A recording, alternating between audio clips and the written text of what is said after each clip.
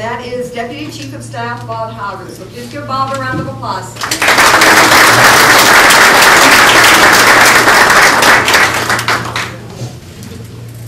Well, thank you, and thank Brian. Is he still here? That is a tough thing to do, to come at the last minute and have to fill in. Believe me, I know. You did a great job. First of all, I want to just thank all of you for being here today and giving up a Saturday afternoon to come listen to candidates, to get involved, to question, and to learn more, and hopefully, as was said, to volunteer to help. The Tea Party has been a phenomenon that we've all watched over the course of the last probably 12 months, and with a lot of success, most recently in Alaska, where you've had a tremendous turnout. You've made, and the Tea Party has made itself known. People are paying attention, and the best part about it is, as you see, we the people. It's involvement. It's what all of us who got involved in this line of work did when we first wanted to do it. We all volunteered. I think everybody I know who works for an elected official or is an elected official at some point in time went someplace to help a candidate, to get involved and work with them. And over the course of the last probably 30 or 40 years, that's changed a lot. It's become very professionalized, and people think that they know better than you do. And that arrogance has come across from not only Washington, but in Sacramento as well. So I just, first of all, want to say on behalf of Mr. McKeon and myself and all of our candidates who are here today, thank you so much for being here. I have the privilege, and I mean that sincerely, and the pleasure of working for Buck McKeon. I've known Buck for a number of years, probably about 25 years. I've only worked on his official staff for about the last 5 years, but I did work on his first campaign for Congress. And I remember when he ran, thinking that there really was an individual like the Mr. Smith Goes to Washington.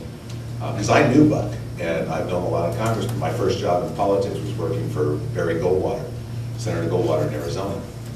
And I had a hard time at that moment equating Buck McKeon, who I knew as a member of the school board and as a mayor, as a congressman. And I worked on his campaign. He got elected, went back to Washington. And I saw him when he came home. I talked to him from time to time. But until I went to work for him, and I'm going to share this with you because it was an experience for me. I was back in DC. I'd been working for him for about 6 months.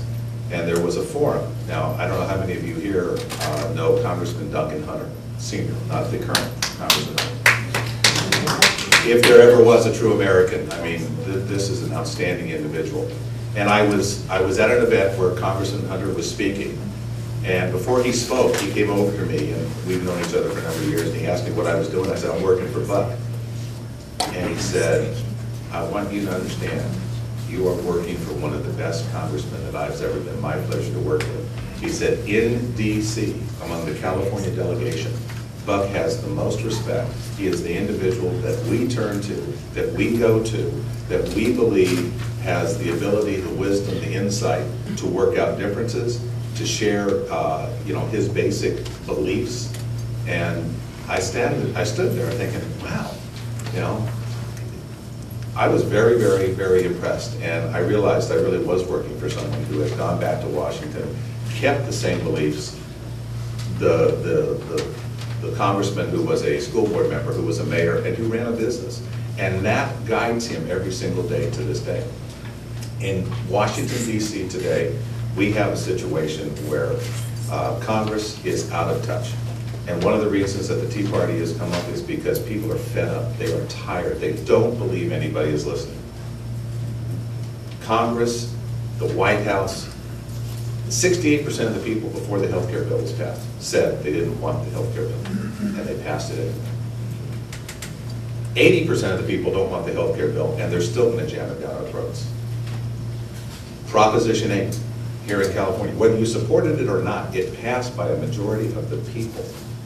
And the courts said, we don't care.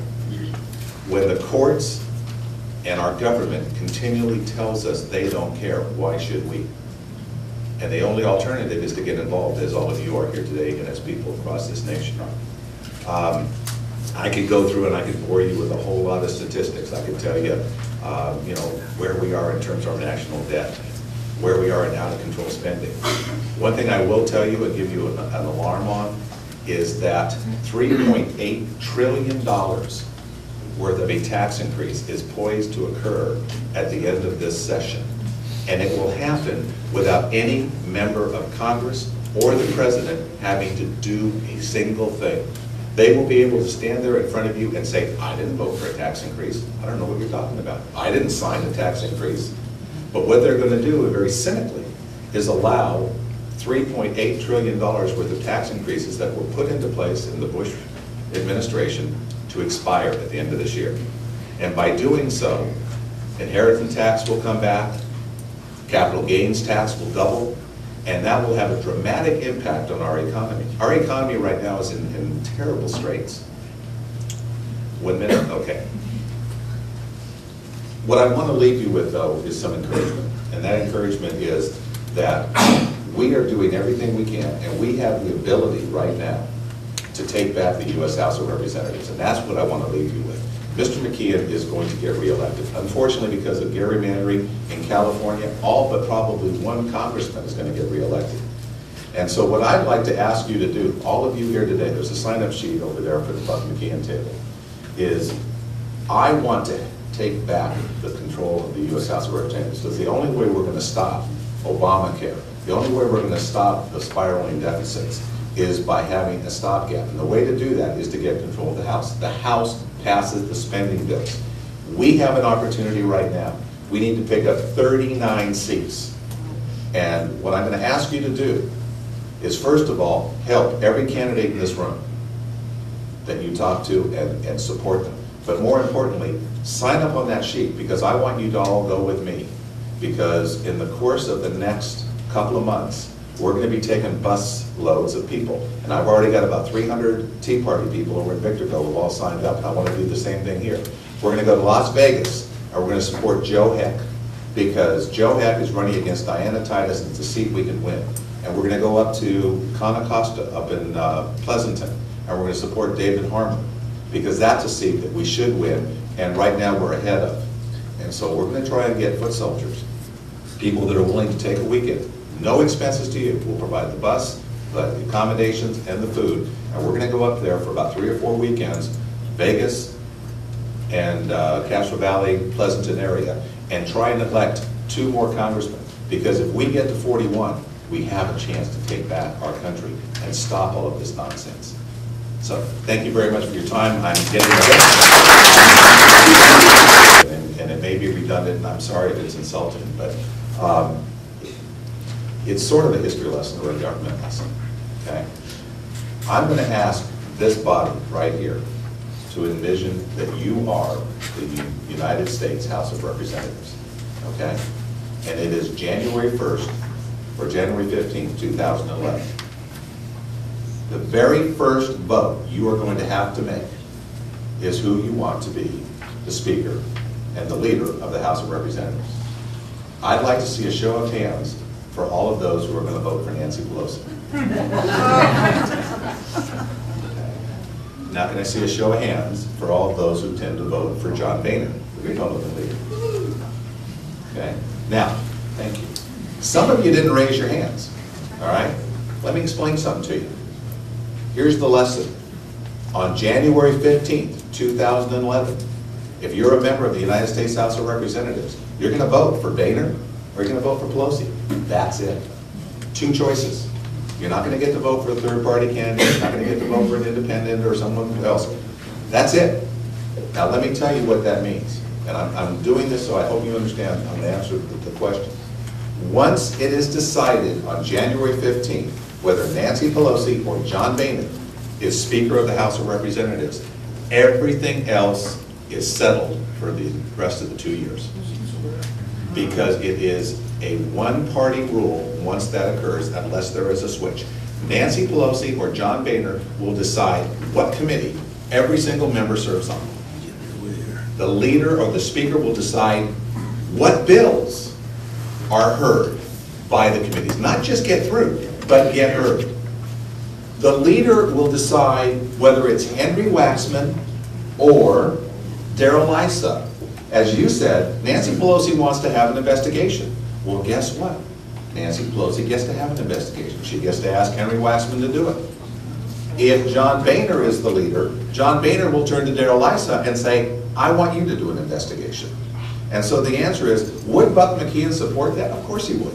And does it make a darn bit of difference? It makes no difference. Whether I support it, you support it, whatever. It's who is in control. And that's why what I tried to tell you earlier, we've got to take back control of the House. The most important vote that a member makes is who is going to be the leader. And it's true not just in Washington, it's true in Sacramento, it's true in the Senate and the Assembly, both in both places, and in almost every single state in our country, except where we have a bicameral legislature and there's only one. But that's the most important issue. So would we support those things? Absolutely we would support those things. Do we want to see that done? Yes. But more importantly, we want to stop Nancy Pelosi from doing those things. I cannot wait to see Darrell Issa bringing every single secretary of a department in there to explain. I want to know how they figured out how they're going to account for health care. They haven't had to explain it. Remember, it was Nancy Pelosi who said, let's pass the bill, then we can read it and find out what's in there. So I don't know if that answers your question, but it is really important to understand. You can ask Buck McKeon to do a whole lot of things. But until we have control, until Buck McKeon is the chairman of the Armed Services Committee, we will continue to cut our national defense. We will continue to pass the don't ask, don't tell, repeal that type of bill. All of those, you know, Ike Skelton, the chairman right now, Democrat chairman, conservative from Arkansas, said, I'm opposed to repealing don't ask, don't tell. And it passed. And when it passed, he voted against it, but it passed. And Buck said to him, Ike, how could you do that? How could you let that happen? He said it was real clear. If I didn't allow the vote to occur, Nancy Pelosi would have replaced me as chairman. Even though I opposed it and I voted against it, I had to let the bill come on the floor. And Nancy Pelosi loaded the committee up to make sure it passed. Make it real clear, because sometimes I may be too obtuse, but the only thing we can do about Obamacare right now, the only thing we can do is get the House in Republican control and not fund it. And if any of you have heard any Republican member, you know, any Republican member, we have all said, give us control and we will not fund it. Now, we can't overturn it. We can't, you know, you might have the votes in the House. If we get the Senate, you might have the votes in the Senate, but the odds are you probably won't get the Senate. We have a better chance at the House. But the bottom line is, he's still going to be president, and he will not sign a bill overturning the health care. But we don't have to fund it. Again, history lesson. Senate cannot introduce a spending bill. President cannot introduce a spending bill. They can put forward programs, but the only people who can fund programs, who can authorize money, is the House of Representatives. And with Republican control of the House of Representatives, even if it's just by one vote, we will not fund. The House Republicans have taken a pledge. They will not fund Obamacare. Mr. McKeon is one of those.